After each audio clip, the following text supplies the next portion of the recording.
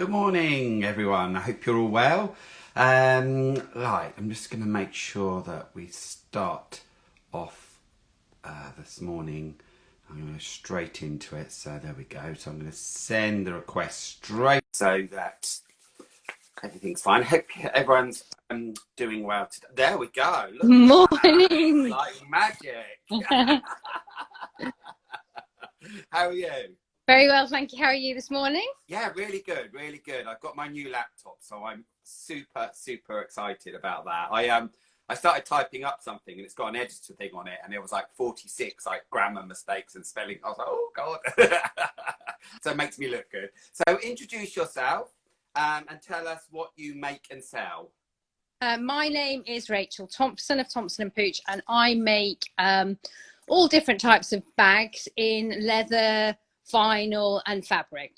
So everything from a yoga mat bag to a tote. Fantastic. And why did you set up your business, and how did you come up with the business name?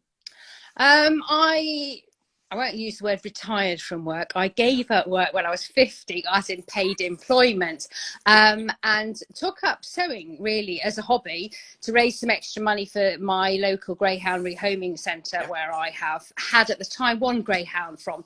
I've since grown in numbers, but yeah, so it's to make a bit of extra money. But I have to say the business has sort of grown a bit, and I still give 10% to Wimbledon Greyhound Welfare. Some months that's better than others, but it helps them in food and vet spills. Definitely.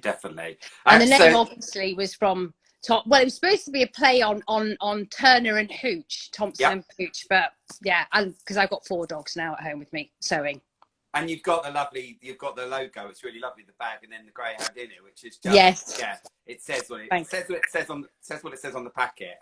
Thank you. It was lovely the other day being there was a lovely video of you, and I sent it to one of my friends, and she went, "Oh, it's Rachel," and it was Laura Hall. Do you know her? Yes, I do. Yeah, I do. She's a very good friend of us. Rob used to work with her, and we're actually hoping to get her over to go for a walk. But she was like, "Oh, I know, of course," because she absolutely loves greyhounds. And she does an amazing job at socialising them. Really, she takes on sort of the more, I would say, problematic ones and sort of socialise them. In fact, John, who's I'll very quickly just show you John lying on the floor there. John was abused, and so he was very nervous of people, and Laura was taking him out quite a bit, socializing him before I got him. It's taken him 2 years to go to my husband, but it's been a slow process, but definitely he's my best pay. It was definitely worth the effort. Yeah, definitely. No, you got a great job that, both, especially with rescues as well, isn't it? It's lovely. So whereabouts are you based, and where is your workspace? I live in Esher, and having been in virtually every room in the house, I think at some point, I have now moved into the converted garage, which is like my sewing studio now. So I feel very lucky to have that. I can still make a mess in there. I can still fill every bit of it, but at least it's my mess. Yeah. Is that somewhere you go on your own, or do you take the dogs with you? Take the dogs with me. There are beds in every room of this house, I have to say. So, so they're never far. Fantastic. So have you a favourite item to create, and why have you chosen that?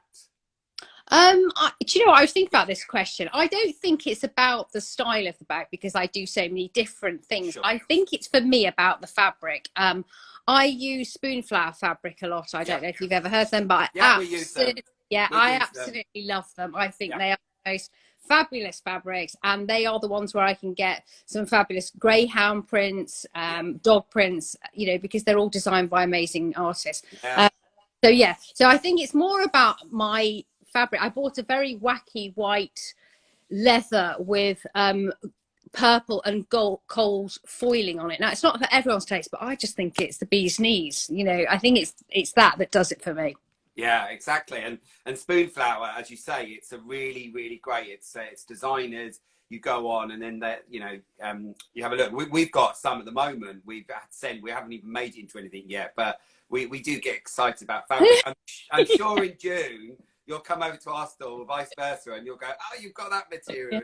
It's just really, and it's obviously as well. We're doing our bit to support artists and that as well. Something that we'd love to do one day, really would love to do, is to get somebody to design something for us as a fabric. And me, yeah. Absolutely. But at the moment, I'm just happy waiting for that spoonflower parcel to arrive in the post. It's like, oh my God, it's here. Yeah, exactly. And actually, I don't know if you might get, we got the other day a little postcard with seeds on it. So I put it into 2 pots and they've started to come up already. So I don't know what they are, but I have to wait and see them. Yeah, exactly. You're going to be really annoyed now if you don't get one. But they are really good. And sometimes you get a personal note from the designer as well, and then tag them in of what you make. So kind of need to go back and look at some of those, because I think it's really important to see your fabric made into, you know, what we all make as well, isn't it? So have you been working on anything new this year at all? I've started I started making things with leather again. I gave up for a little bit. I started off with fabrics and leathers, and then I gave up for a while, and I started on vegan friendly fabrics, which I actually love. It's like a type of vinyl which is used in car seat manufacturers and aviation and marine. So it's unusual, and I can get some amazing colors in it. Yeah. I started using that. But actually I sell some of my things at the Reigate pop-up shop. I thought I would try some leather there, because see what the customers thought of that. So at the moment, I'm just re-experimenting with leather. Cool. And talking about the Reigate pop-up shop, a thing that they do, which is really great, isn't it? That when you exhibit in the shop, you can also part of it that you can go and work there, can't you? Yeah. You do that, don't you? Yes, I do. And actually, it's a really good way of getting to know your customers and getting to know what your client base is and what they like, what they don't like. And actually, I quite like it for the buzz. You know, I like the interaction and the speaking to people and meeting people. So yeah, it is. It's a lovely place to be and a lovely place to work. So when they come in, are you guiding them to your products? No. Actually, to be honest, you know, if they're not after anything, then obviously I do encourage everyone to look around the whole shop, because it's very eclectic. It's over 2 floors. And because there's 25 different sellers, I do try and say to them, you know, cover the whole shop, because there's usually you'll find something for someone. Sure. You know, in there. No, that's really good. And, you know, like as well, I expect with yourself that you can then pass that, if somebody comes in and says something about somebody else's product, that you know each other as well, don't you? So that you can go back and share that, which is the kind of feedback that we sort of all need at the moment. So and we have a few people from the Reigate pop-up as well, so that's really good. And also what is good is afterwards that they can find, if that bit between June, they can then come and find you in the Reigate pop-up shop, or go online as well to you don't disappear after the event. You're still out there. No, still be hanging around. So we have an ethos about customer service, about being friendly, creative and unique, as I keep saying. And what is yours? I'm sure it's something to do with the dogs as well, isn't it? Well, obviously not. The dogs, you know, raising as much money as possible for the dogs is obviously my main thing. But no, to be honest, I would say it's customer satisfaction. I think I do get quite a lot of commissions. And when I do, I tend to involve the customer from the right first stage. So we'll source the fabric together. Nice. Often they might give me an idea. They might say, I had one, you know, before Christmas, somebody wanted a yoga mat bag for their father in naval flags, not seaside flags, naval flags, which took me quite a while to source. Good old spoonflower came up trumps again. But, you know, so I quite like that. I source fabrics. Then if I'm matching it with either leather or vinyl, they choose that. They can choose the color of the strap, the hardware. So I do quite like that. And then I know at the end of the day, and when they send me a photo of them with it and they say they're happy, that to me is really what it's about. Yeah, so, it reminds me of a story. One time we had a guy that was getting married. It was his second marriage, and he come round to the house and we set up the table and everything, and we had coffee, and he brought his daughter, and they had the bridesmaid dress, and he wanted lapels and bits to match this dress. So we set about that weekend, you name it, we went everywhere with this colour match, everywhere, to the whole weekend. And we realised there was a fabric shop that is no longer, the quilt one that's in Dorking, and we went into there, but lo and behold, we found the colour. But then what was really lovely about that was we were on that journey with him, and then he sent us the most gorgeous picture, and it was him with his two sons. His guy was in the military, one our lapels, his other son and his Yeah. father, and two the guys as well, the boys, the page boys, all wearing our products, and we used that on a postcard. And it was lovely because we were a part of the whole, you know, right up to the day, and then we got the photo back, which was lovely. I think I might share that again on Dapper Suave because it was a nice journey to be on with them. Yeah, it is. It's a lovely. Yeah. And you feel like, you know, last year I made a lot of masks, but I did them in dog fabrics from Spoonflower fabric. So people would request the breed of dog they wanted. I'd make them up for them. And I had quite a few dog groomers who were asking for them. So, and actually that was great because then they pictures of the dogs they were grooming and them in the mask. So that was a win-win for me. I got to see another dog and a mask in action. So yeah. Yeah, I don't know about you, you know, like, but with us, we made face masks, and it still drives me insane when I see people walking around with really bad face masks. It's like, you know, it's been a year. Get yourself a decent face mask. Yeah, I think they'll be here for a long time. I've stopped making. I think I was face masked out in the end, but I made a lot for the greyhound, so I'm not going to moan about it. But yeah, so I have to say, I think my husband seems to think we'll be in face masks for at least another year or more. So. Yeah, it's time to get those fashion ones sorted. That's right. Definitely. So what are your goals and dreams for this year? Do you know what? I think that's a hard one. You can ask me different days of the week and I'll give you, you know, one of them is to grow my social media following, and to do more of that. I'm still, obviously I'm 53, so I'm a bit of a technophobe, so it's all new to me and I'm learning all the time. So, you know, that's definitely one thing. And the other thing is I really would quite like to develop, I'm just trying to design a few styles at the moment. I'd like to have just a core group of styles that I've developed, that, you know, people could say, oh yeah, that must be a Thompson Pooch, but you know, that might be way, but that's ultimately where I'd quite like to be. Yeah, no, it's good. It's a good dream to have, isn't it? Yeah, it's that bit of standing out from the crowd, isn't it? Yeah. Well, and not just you know, it's yours. It is. It's just for that. Yeah, putting your stamp on it, literally. Yeah. So, who would you say is your support network? I'm really lucky. I have to be honest. I've got an amazing husband who is very tolerant of my mess I make and of me. And so I would say my family, my mum, my daughter, my son's quite a critique as well. So definitely the family, friends rely on quite heavily. Other crafters on Instagram, and obviously all my colleagues in the Reigate pop-up shop, they are amazing because they've been doing it a lot longer than I have. So I am learning continuously. And the whole social media thing is mind-blowing, the knowledge they have compared to me. So I think all of those, you know. Yeah. And as I say, I'm working on a workshop, and I think you will absolutely benefit from what I'm doing. It's taking everything about, you know, social media, about everything you do there, about your brand, about, you know, and then working right up to the day of the event and all of that, your checklist, all that. That's something that I'm really working on. Then it will be just a very intimate with maybe 6 of us at a time. Sign me up for that. And I think I know people as well who'd be interested in that sort of stuff. And you know who are my age as well, we're just a little bit slower on it. And I want to make it fun. I even you know, a couple of guest speakers that can come in and just, you know, telling people how to, because it's not, if you don't know, and then afterwards if you do an event you're like, oh, I didn't know that, I didn't know this. But actually it's nice to know at the beginning, so you can kind of learn almost from the mistakes you haven't made, if that makes sense. But also it's even learning about it. I mean, the other day someone said something about a reel on our pop-up group chat, and I was like, what's a reel?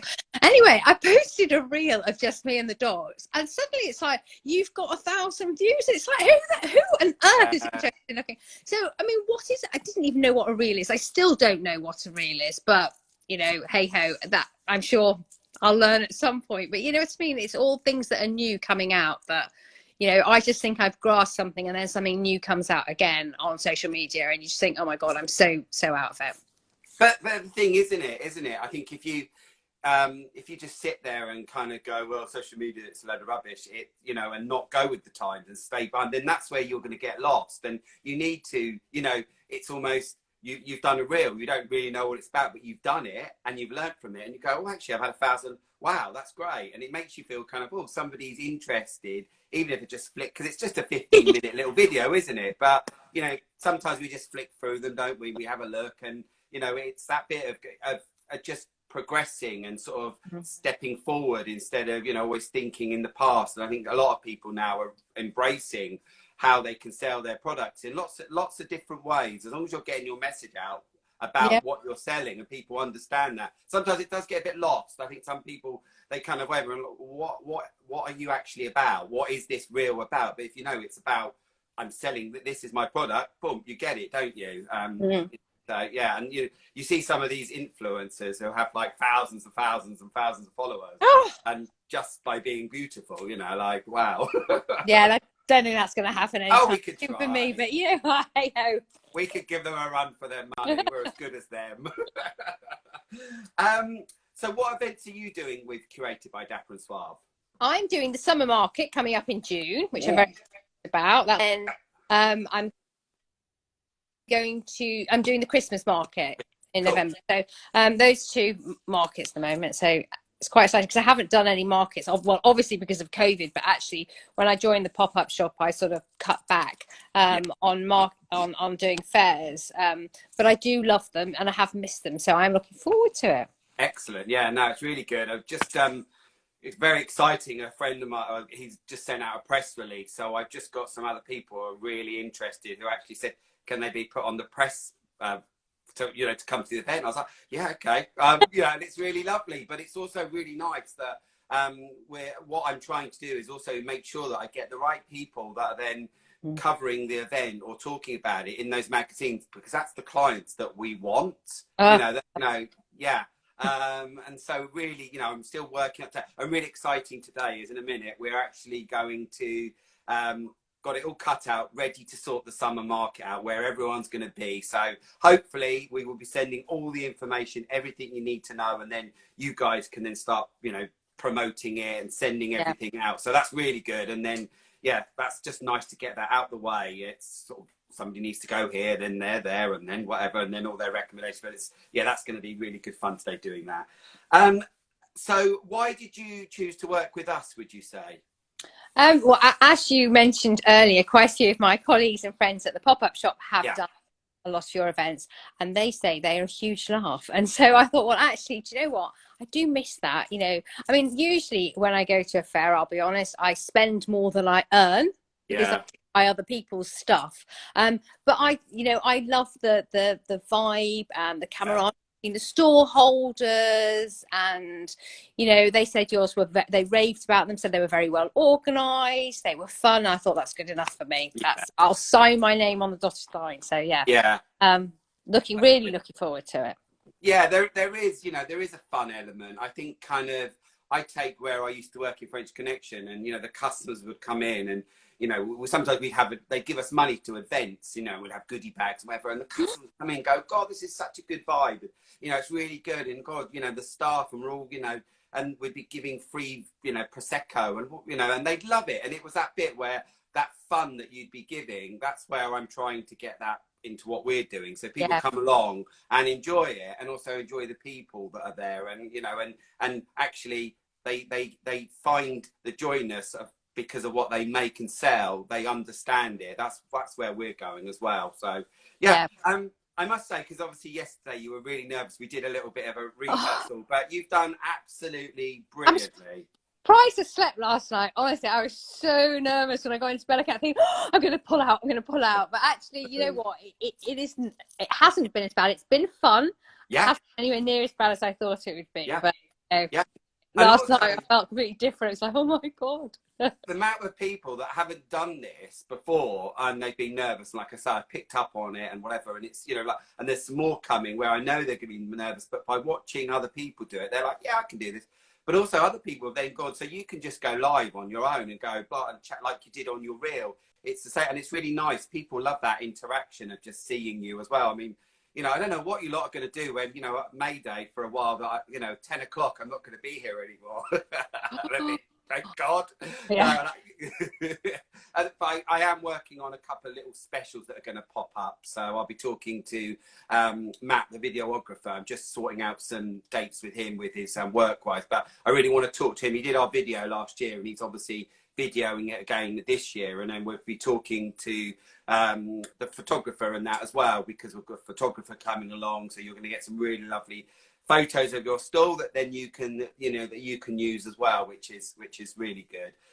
So tomorrow we are with Jay Maher, which is going to be really good. So we're going to chat to him tomorrow at 10 o'clock. So everyone have a lovely weekend. The sun's shining finally. Hopefully it's warm. Hopefully it's warm. It's been so cold again, hasn't it? It's cold on the dog walk, but the sun is out. So if you're in the actual sun, it's lovely. It's when you go in the shade that you feel a bit nippy, but it's lovely to see it. So I'm not going to complain. No, I've got a day of gardening. I'm going to take some of the plants and put them out outside now. So the tomatoes and all of that. So, and then they can grow and bring me the vegetables that I need for the year, for the rest of the year, which is great. Anyway, really lovely. And say all the video will go out onto Instagram, as it always does, on Facebook, and then onto our YouTube channel. And obviously you can see all of Rachel's details on the link here as well. And we'll see you in June. And I will be popping to the Reigate pop-up shop soon, just trying to sort out bits, Bob. But I will pop in and say hello as well, because and speak to Natasha as well. I just want to come in and say hello and whatever as well. So I'll be doing that very soon. Might be when you're working there. I can see your bits as well. Yeah. Cool. Excellent. Take care, everyone. Bye-bye. Have a good day, everyone. Thank you. Bye.